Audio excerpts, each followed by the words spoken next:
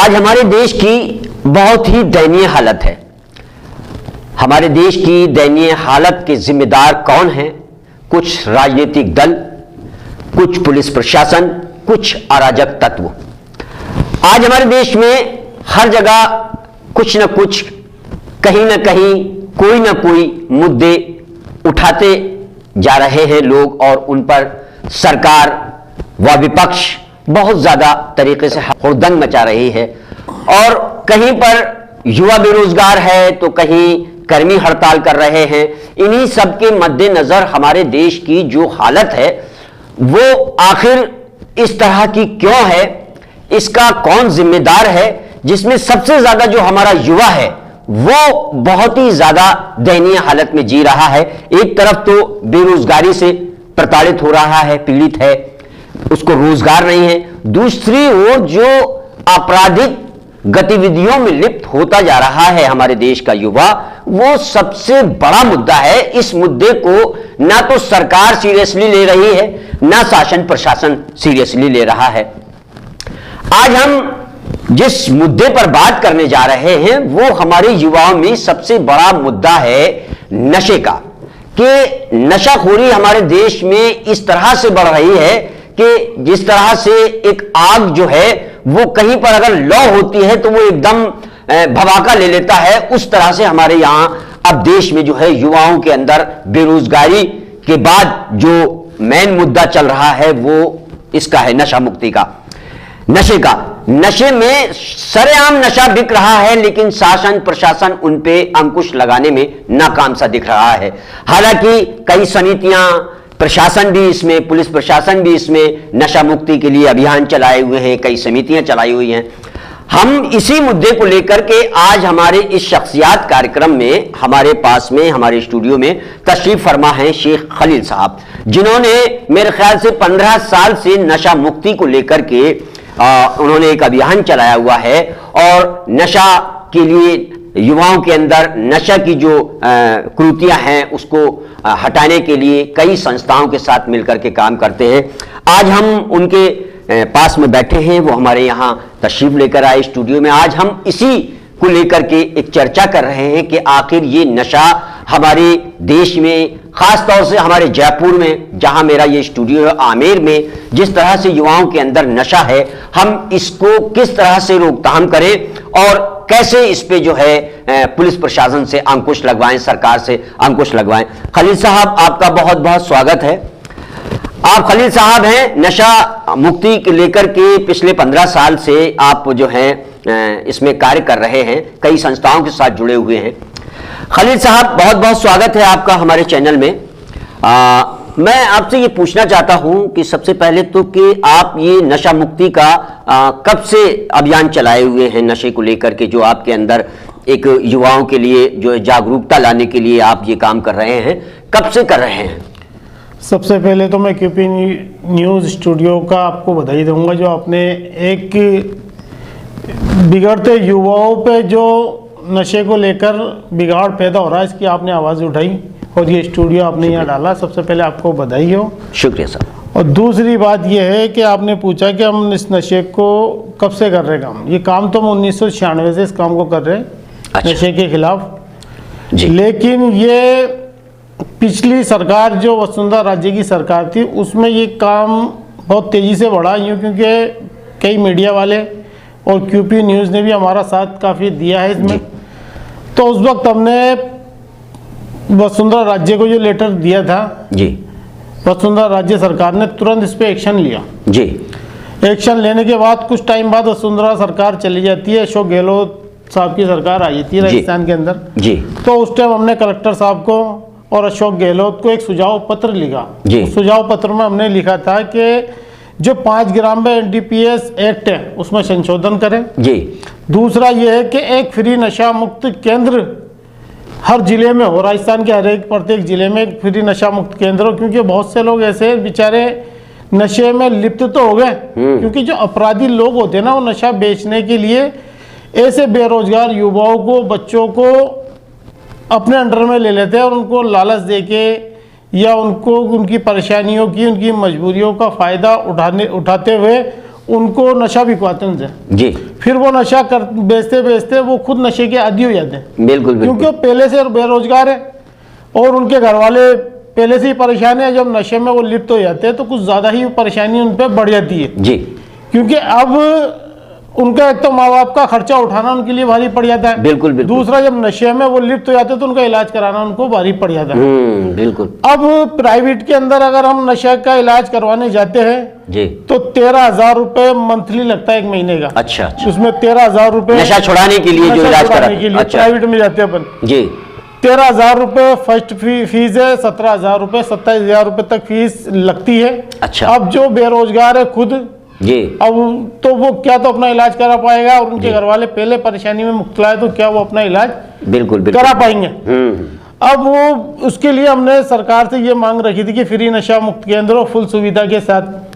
तो उसके अंदर पिंक स्क्वायर के सामने जो हमने गहलोत सरकार को लेटर दिया था तो पिंक स्क्वायर के सामने उन्होंने फ्री नशा मुक्त केंद्र कर रखा है अभी फिलहाल। अच्छा। जिसके अंदर 14 बेड है जी। 14 दिन की वहाँ पे अगर कोई भर्ती होना चाहे तो उनको भर्ती भी रखते हैं। अच्छा अच्छा। लेकिन उसमें कुछ कमियां अभी भी है जी। जो हम क्यूपी न्यूज के माध्यम से प्रशासन से और राज्य सरकार से ये मांग करना चाहते हैं जी। कि उसको फुल सुविधा के साथ जी। कि अगर बच्चे को वहाँ छोड़ दिया जाए तो वहाँ एक ऐसा स्टाफ हो कि उन बच्चों को वहाँ संभाल लिया जाए, उनकी देख रेख करें, सही देख रेख करें बिल्कुल बिल्कुल। और उनका इलाज करें। क्योंकि इसकी जो शुरूर होता है ना उसका नशे का जी। वो से 5 से 7 दिन तक तो रहता है। अच्छा। और अगर 7 दिन उसको अपन एक जगह रखे कि उसको बाहर निकलना ना हो, उसकी जी। देखभाल हो, तो 7 दिन में शुरू टूट जाता है। और 15 दिन उसको अपन रखेंगे वहाँ पे तो वो नशे से बहुत हद तक उसको राहत भी मिलेगी और नशा छोड़ने का कारगर भी होगा। क्योंकि जी। बहुत सारे लोगों को हमने कराया ऐसा एडमिट वहाँ पे पिंक स्क्वायर के सामने जी। मनोज चिकित्सालय में, तो उनको फायदा भी हुआ है। जी। लेकिन अब नशा जैसे बच्चा जाता है छोड़ने के लिए, नशा उसको परेशान करता है रात को, जी। जब नशा नहीं मिला तो परेशानी होती है तो वो वहां से आसानी से भग जाता है। इसलिए कीपी न्यूज के माध्यम से हम सरकार से चाहते हैं फुल सुविधा के साथ जी। वहां पे इंतजाम हो ताकि नशा छोड़ दिया जाए, बच्चे नशा छोड़ दें। नशा छोड़ेंगे तो जो अपराध इतनी तेजी से बढ़ रहा है आज के दिन में, अगर आप देखा जाए तो एक भट्टा बस्ती में एक बच्ची को एक नशेड़ी ने अपहरण कर लिया था, उसके साथ गलत काम करा, पुलिस प्रशासन एक्टिव था तो उसको नाई की धड़ी से गिरफ्तार करा। एक बच्चे को आपने नाई की धड़ी में देखा होगा 2 साल पहले कि एक नशा करने वाला, उसको जब नशा नहीं मिला, पैसा नहीं था उसके पास, बेरोजगार तो होते ही है लोग, चोरी चकारी करते हैं, तो अब उनने एक बच्चे को पतंग लूटते हुए देखा तो उस बच्चे का अपहरण करके दूसरी जगह ले गया। और वहां पे एक मकान बनते हुए मकान के अंदर उसको कट्टे में बांधकर ईंटों के नीचे छुपा के आ गया। लेकिन जब पुलिस ने भागदौड़ करी, जानकारी हासिल करी, तो बच्चा जब पुलिस ने उसको उस पे शक हुआ, उस नशेड़ी पर, जब उसको पकड़ा तो उसने बताया वहां पे। लेकिन जब तक पुलिस वो पहुंची थी तो वो बच्चा अपनी जान से हाथ धो बैठा था। अब क्या गुजरी होगी उनके माँ बाप के दिल में। तो इसके लिए हमारा कंटिन्यू जो मेहनत एक चलती रहती है, इसके अंदर बहुत सारे टीम सदस्य भी हमारे साथ हैं।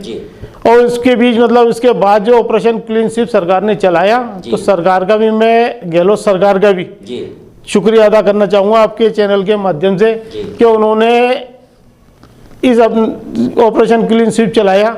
अब आपकी क्यूपी न्यूज़ के माध्यम से हम और अपील करना चाहते हैं कि जो एक कमेटी बना दिया जाए, इसके अंदर एक कमेटी बनाकर प्रत्येक विधानसभा के एरिया में एक कमेटी बनाकर इसकी मेहनत और एक पॉइंट बनाए कि अब अगर किसी को नशा छोड़ना हो तो फला कार्यालय में, फला सरकारी कार्यालय के अंदर चल जावे, उस आदमी को गोपनीय है, यानी कि अगर कोई नशा छोड़ने भी आपके पास आ रहा है तो उसकी पहचान को छुपाया जाए। अच्छा खलील साहब, इस जयपुर की मैं बात करूं, वैसे तो नशे का पूरे भारत में युवाओं में बहुत ही ज़्यादा जो है शौक और ज़ौक है कि लोग नशा करते हैं।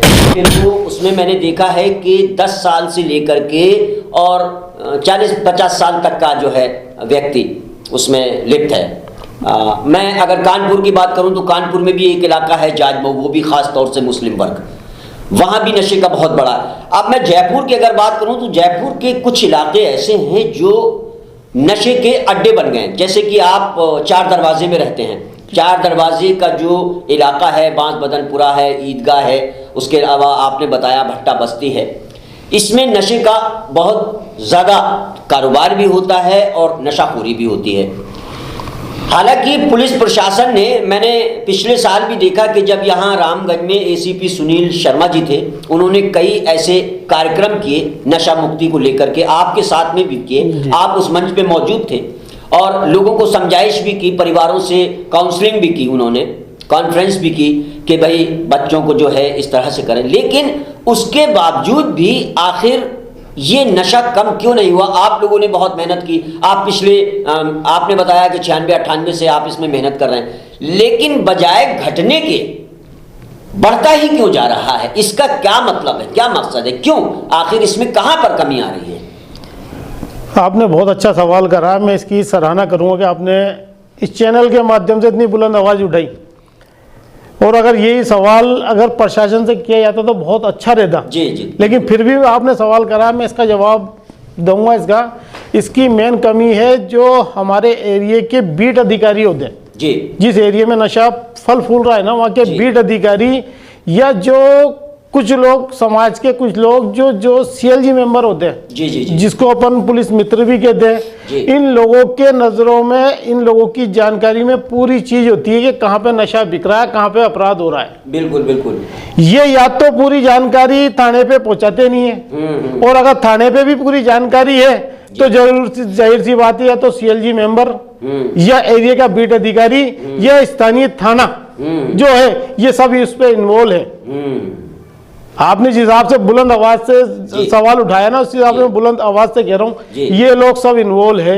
क्योंकि इससे पहले अभी खलील अहमद साहब थे, जब राजस्थान सरकार ने ऑपरेशन क्लीन स्वीप चलाया तो कमिश्नर साहब थे, अभी जोसेफ से पहले जो कमिश्नर साहब थे, नाम मैं उनका बोल रहा हूँ, मैं उनसे मिलके भी आया था, उन्होंने खलील अहमद साहब को, श्रीवास्तव जी, आनंद श्रीवास्तव जी ने बहुत अच्छा काम करा। मैं उनके पीछे से भी उनकी तारीफ करूंगा।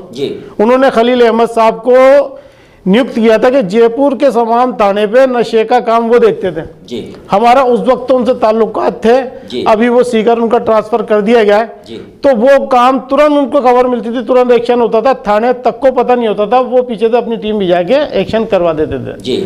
आजकल ये चीज देखने में नहीं आ रही, जब से आनंद श्रीवास्तव यहाँ से ट्रांसफर हो गया उनका जी जी जी, ये है असल चीज। इसी वजह से जो है पुलिस का कंट्रोल थोड़ा सा कम लगा, इस पे नशे पे कम लगा इस पे, और दूसरी इस वजह से कम नहीं हो पा रहा है। दूसरी वजह इसकी ये है जी कि अगर हमारे स्थानीय लोग इस काम को करना नहीं चाहते, पता नहीं किस चीज का डर है। हाँ, आम जनता इस काम को करना नहीं चाहती, पता नहीं किस चीज का डर है, किस चीज का खौफ है। और दूसरा ये कि इसको कम करने का रीजन ये है, अगर हमारे मस्जिदवार एरिया में मस्जिदवार कमेटी, इमाम और स्थानीय लोग मिलके काम करेंगे तो बहुत हद तक इसमें कमी होगी। जनता की खुद की कमी है जिसकी वजह से नशा बढ़ रहा है जी, खाली प्रशासन नहीं, जनता भी इसमें तो इतना खुलेआम बन रहा है कि वीडियो ऐसे ऐसे वायरल हो रहे हैं। कल एक वीडियो मैंने देखा था, उसमें वो घर से जाकर के वो रोड पे खड़े हैं नशे लेने वाले, और बेचने वाला जो है घर से जाके पुड़िया लाके उसको दे रहा है। ये वीडियो वायरल हुआ। तो पुलिस प्रशासन की इतनी बड़ी कमी है कि ऐसे वीडियो वायरल होने के बाद में भी कोई खबर नहीं आई कि उन लड़कों को पुलिस ने पकड़ा हो, या जो बेच रहा था उस घर को भी तो भाई चिन्हित किया होगा ना कि वो किस घर में घुसा और लेके आया। वीडियो वायरल हुआ, वो वीडियो इतना वायरल हुआ कि मेरे पास तक आया, लोगों ने कहा कि इस पे खबर बनाइए। वारसी साहब, ये जो है देखो खुलेआम जयपुर में चांदपुर का इलाका है और नशा बेच रहा है। तो ये इसमें पुलिस प्रशासन की भी मैं मानता हूँ बहुत बड़ी कमी है। पुलिस प्रशासन, आपने जो कहा कि बीट अधिकारी को सारी जानकारी होती है, देखिए पुलिस को सारी जानकारी होती है, चाहे वो चोरी का मामला हो, चाहे वो नशाखोरी का मामला हो, और चाहे वो किसी आपराधिक किस्म का मामला हो, पुलिस जो है उसको पूरी जानकारी होती है। अब वो उस पर वो कार्रवाई करे या ना करे वो उसकी मर्जी होती है, उसकी मर्जी है। हाँ, लेकिन खलील भाई, मैं आपसे ये एक बात और जानना चाहता हूँ कि आपने जब इसकी शुरुआत की तो क्या आपने नशा मुक्ति के लिए परिवार वालों से, उनके जो बच्चे मान लीजिए 10 साल के या 15 साल के या 20 साल के बच्चे, जिन परिवारों से, अब जैसे आप जिस इलाके में रहते हैं उस इलाके में बहुत खुलेआम समझ लीजिए एक तरीके से हो रहा। मैंने आपकी कई एक आध वीडियो देखी है, एक आध आपके आर्टिकल देखे हैं जिसमें आप कह रहे हैं कि ये देखिए खुलेआम बिक रहा है, खुलेआम ये नशा कर रहे हैं, ये कब्र के अंदर बैठे हैं, इस तरीके के मैंने आपके देखे। तो आपने क्या उन लोगों को चिन्हित करके उनके परिवार वालों से कभी जाकर के बात नहीं की? नहीं, देखो हम भी और हमारी पूरी टीम है जी, इस चीज़ को हम बिल्कुल परिवार वालों से ही मिलते हैं। कोई शादीशुदा है तो उनके घर में जाके उनसे मिलते हैं, उनके हम काउंसलिंग भी करते हैं। और जहाँ तक कि हम ये कोशिश करते हैं कि क्योंकि बेरोजगार युवा तो है ही, नशे में भी पीड़ित हैं, उनके घर वाले क्या इलाज उनका कराएंगे, कोशिश ये करते हैं कि हम उनका एक तो फ्री इलाज करा सके काउंसलिंग के साथ साथ। और हम जयपुर के अंदर कहाँ कहाँ फ्री इलाज होता है उस चीज़ का भी हमने जानकारी लेके लोगों को समझाया भी घर में जाके, और उन लोगों को वहाँ पे मनोचिकित्सालय में जाके छोड़ के भी आए। मैं नहीं, मेरी टीम भी इस काम में लगी रहती, रेगुलर लगी रहती। बिल्कुल बिल्कुल। नहीं, सबसे बड़ी बात जो है युवाओं में, जो मैं जिसको मेरी जो ज़हनियत है, मेरा जो सोच है, मेरी जो थिंकिंग है, उसके मद्देनज़र मैं ये कहना चाहता हूँ कि जो युवाओं में जो नशाखोरी का मामला बढ़ रहा है, इसमें सबसे बड़े जो है अपराधी हैं उनके परिवार वाले। मेन तो ही वो तो उनका लाड प्यार ही उनको बिगाड़ा है। नहीं, सबसे बड़ी बात आज हम देखते हैं कि हमारे युवा 2-2 बजे रात तक, 1-1 बजे रात तक, 1:30 बजे रात तक होटलों पर बैठे रहते हैं, रोडों पर बैठे रहते हैं, फोनों पर बातें करते रहते हैं, नशाखोरी करते रहते हैं। लेकिन परिवार में उन लोगों को इस बात की चिंता ही नहीं रहती है कि सुबह से मेरा बच्चा निकला, मेरा लड़का निकला, कहाँ गया, और वो रात को 1:30 बजे घुस रहा है तो वो क्या कर रहा होगा। इसकी परिवार वालों ने कभी भी, उनका जो बिगाड़ने का है मकसद, वो परिवार वालों को बिगाड़ने का मकसद है। तो मेरा जो कहने का मकसद है वो तमाम संस्थाओं से, पुलिस प्रशासन से भी, कि उन परिवार वालों से ज़्यादा कॉन्फ्रेंसिंग की जाए, काउंसलिंग की जाए, कि उनको बैठा करके उन, या तो घर घर जाकर, खैर ऐसा तो पुलिस प्रशासन नहीं कर सकता कि घर घर जाके दरवाज़ा खटखटा के और कहे कि तुम्हारे लड़के को सुधारो या ये करो, ऐसा नहीं। लेकिन हम लोग हफ्ते में, महीने में ऐसा एक प्रोग्राम सिर्फ परिवार वालों को, यानी कि उनके गार्जियनों को बुला करके एक कार्यक्रम कर सकते हैं जिसमें कि नशा रोकथाम के लिए उनसे बात की जाए। अच्छा, अब मैं आपसे पूछना चाहता हूं कि अब आपके आगे के प्लान क्या हैं? देखिए, नशाखोरी तो रुक नहीं रही है, बजाय रुकने के और बढ़ती ही जा रही है। लेकिन आप जैसी संस्थाएं, जो आप संस्थाएं चला रहे हैं, आपके लोग हैं, वो इसके आगे क्या प्रयास करेंगे कि आगे आपराधिक किस्म की जो गतिविधियां होती हैं वो नशाखोरी की वजह से होती हैं, वो आगे ना हो? भाई, पहली बात तो आपने जो कही ना, प्रशासन, वो क्या नाम है, घर वाले की काउंसलिंग हो, घर वालों की काउंसलिंग करते हैं हम लोग जाके। अब वो चीज़ क्या मीडिया में यूँ नहीं डालते क्योंकि किसी की इज्जत का मसला है। जी जी, करते वो लोग, और बहुत सारे लोगों तक हम ये मैसेज पहुंचाते हैं और जाते कहते भी है ना उनके घर वालों से, वो लोग हमें ही गलत समझते हैं जी। और फिर वो यहाँ तक कि वो कहते हैं कि यार ये हमारे बच्चों से जलते हैं। कुछ ऐसे अल्फाज, बात तो यही है, बिगाड़ का जो मेन रास्ता है ये रास्ता वो यही है। अब फिर भी हम हमारी कोशिश करते रहते हैं बच्चों को समझाना, उससे बात करना, लेकिन वो नशे में करते करते इतना बढ़ जाता है कि एक दिन वो मौत के मुंह में चला जाता है। बिल्कुल बिल्कुल। कई घर वाले ऐसे जिनको मैंने खूब समझाया, नहीं माने। जब बच्चा उनका मौत के मुंह में चला गया, मर गया, तो वो खुद ही रोते हुए फिर मेरे पास आए। जी जी जी जी जी, कि वाकई हमारी बहुत बड़ी कमी थी कि हमने इस चीज़ को आपकी माने नहीं। अब क्या करा यार, मैंने देखो जो मर गया वो तो मर ही गया। अब इसके लिए आगे कोशिश ये करो कि हमारा कोई तो बच्चा ना बिगड़े, और हमारे पड़ोस में अगर कोई ऐसा काम कर रहा है तो उसको भी सुधारने की कोशिश की जाए। बिल्कुल बिल्कुल, क्योंकि मेन जो बिगाड़ है वो घर से ही है बस। बिल्कुल बिल्कुल, वो घर से ही है। अच्छा, आपने शुरुआत कब से की, कैसे आपको ये लगा खलील साहब कि हमें नशा रोकथाम के लिए काम करना है और हम जो है लोगों की संस्थाओं से जुड़ करके काम करेंगे? कैसे ये प्रेरणा मिली आपको? आप एक जयपुर की शख्सियत हैं, आज हमारे शख्सियत कार्यक्रम में आप शामिल हुए हैं, और तो हमारे दर्शकों को बताएं कि ये प्रेरणा, शायद आपसे प्रेरणा लेकर के कोई दूसरों के जज्बात जो हैं वो खड़े हो जाएं और वो आपके साथ शामिल हों इस कार्यक्रम में। खैर, आपने बहुत गहरा सवाल कर लिया, मेरे दुखती नस को आपने टटोला इससे। यहाँ तक कि इस वक्त मेरा खुद का दिल हिल गया कि 1996 में जब मेरा भाई जी का मर्डर हुआ था, वो इसी चीज़ को लेके हुआ था। अच्छा, मेरे पास की कॉपी है, मैं लेकर। 1996 में जब मेरा भाई किसी काम को लेके जा रहा था, जी जी जी जी जी, हाँ काम पे जा रहा था वो, जी, तो एक नशा करने वाला सिर्फ माचिस मांगी थी उसने। हाँ अब माचिस उसके पास थी नहीं, हाँ तो उस पर उनकी कहा सुनी हो गई हाँ। और उन्होंने चाकू मेरे भाई के मार दिया। पहले कई लोगों ने सवाल पूछा, मैंने उनको बताना अच्छा नहीं समझा। जी जी जी जी जब से मेरे को एक की तड़प थी, जी, क्योंकि जवान भाई का मर जाना और माँ के रातों का तड़पना हाँ शायद एक जवान बेटे से देखा नहीं। सही बात, सही बात, सही बात। तो जब से मेरी एक कोशिश ये थी कि कोई नशे को लेके कोई जवान बच्चा मौत के मुंह में न जाए, उसकी मां न तड़पे, इसलिए हमारी जब से कोशिश चलती हुई आई। अब कुछ बच्चे बच भी जाते हैं और कुछ बच्चे मर भी जाते हैं। जबकि आपका भाई नशा मुक्त था। नहीं, नशा नहीं करता था। नशा नहीं करता। वो नशा करने वाले ने माचिस जो मांगी ना, अच्छा। तो उसको लेके कहा सुनी हो गई जी। और उस पर उन्होंने उसके दिल पे चाकू वार कर दिया, जो ऑन द स्पॉट ही उसका इंतकाल हो गया था। अच्छा अच्छा, यही जयपुर में? हाँ, जयपुर में जहाँ हम रहते उसी जगह। तो वो एक, चाहे उसको तुम तड़प कह लो, जी जी, चाहे वो कुछ भी कह लो। तो ये आपको एक ठेस लगी कि यार जिस तरह से हमारे भाई के साथ हुआ वो किसी और के साथ ना हो, किसी और के साथ इसलिए आप इस मैदान में उतरे। जी जी जी। अच्छा, तो अभी आपके साथ में कितनी संस्थाएं आप काम कर रही हैं और जयपुर के कौन कौन मौजूद लोग आपका हाथ बटा रहे हैं इस काम में? जयपुर में काफ़ी संस्थाएं मेरे साथ है, कम से कम 54 संस्थाएं मेरे साथ काम करती है। अच्छा, जिनका कोऑपरेट मेरे को एनी टाइम रहता है। पुलिस प्रशासन ने भी जहाँ तक कि वो मेरे को आज तक कोऑपरेट ही करा है।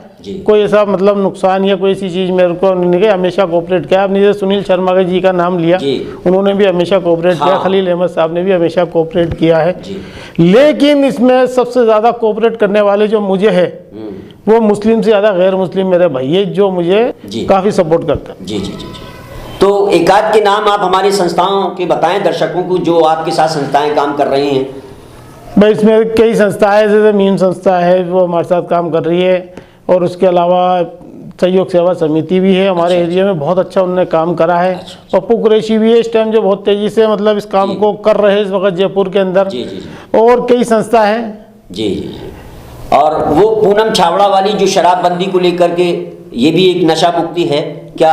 उसने कभी, वो बड़ी एक संस्था है नशा मुक्ति को लेकर के भी उन्होंने कई काम किए। पूनम अंकुर छावड़ा जी जी, नशाबंदी को पूजा भारती छावड़ा, पूजा अंकुर छावड़ा जी जी, वो नशाबंदी को लेकर है। मतलब क्या नाम है, शराबबंदी को लेकर के है। लेकिन उनका आज तक सरकार ने कोई मेरे ख्याल से सुनवाई नहीं करी। उनकी जो है संस्था तो चल ही रही है, लेकिन बहरहाल उनका कभी आपको सपोर्ट मिला?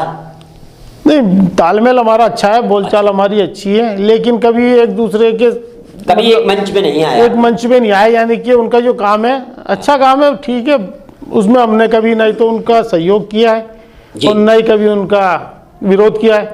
इसी तरीके से वो है। लेकिन हाँ, कभी भी अगर जरूरत पड़ेगी एक दूसरे के साथ हम खड़े हैं। बहुत बाकायदा फोन पे हमारी सब कुछ बात होती है, मेल जोल होता है, आना जाना सब कुछ है। बहुत अच्छा। आज ये हमारे खलील शेख साहब हमारे क्यूपी न्यूज़ चैनल पर आए, नशा मुक्ति अभियान चलाते हैं पिछले कई वर्षों से।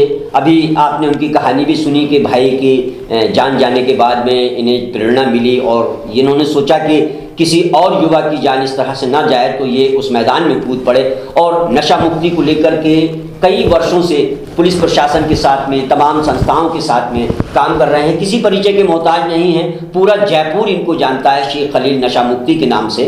और आज ये हमारे यहाँ आए, मैं इनका बहुत बहुत शुक्रगुजार हूँ कि आपने इस हमारे कार्यक्रम में जो है नशा मुक्ति को लेकर के जो बातचीत की उसके लिए। और मैं एक बात और कहना चाहता हूँ हमारे दर्शकों से कि नशा मुक्ति को लेकर के अगर आपके जहन में कोई बात है तो हमारे कमेंट्स बॉक्स में जा करके हमें सलाह भी दे सकते हैं कि हम इस अभियान को किस तरह से और आगे बढ़ाएं और नशा मुक्ति को लेकर के इस पे किस तरह से बंदिश लगाएं, प्रशासन का इसमें किस तरह से सहयोग लें और संस्थाओं का इसमें किस तरह से सहयोग लें, जयपुर के जो गणमान्य लोग हैं उनका इसमें किस तरह से सहयोग लें। वैसे जयपुर के गणमान्य लोगों से मैं एक बार अनुरोध अपने क्यूपी न्यूज़ चैनल के माध्यम से, मैं अरशद वारसी ये आपसे अनुरोध करना चाहता हूं कि हमारे शेख खलील साहब का जो ये बहुत एक नेक काम कर रहे हैं और इस नशा मुक्ति को लेकर के इनका ज़्यादा से ज़्यादा इसमें सहयोग दें। आज हमारा युवा दिल सिहर जाता है जब ऐसी घटनाएं सुनता हूँ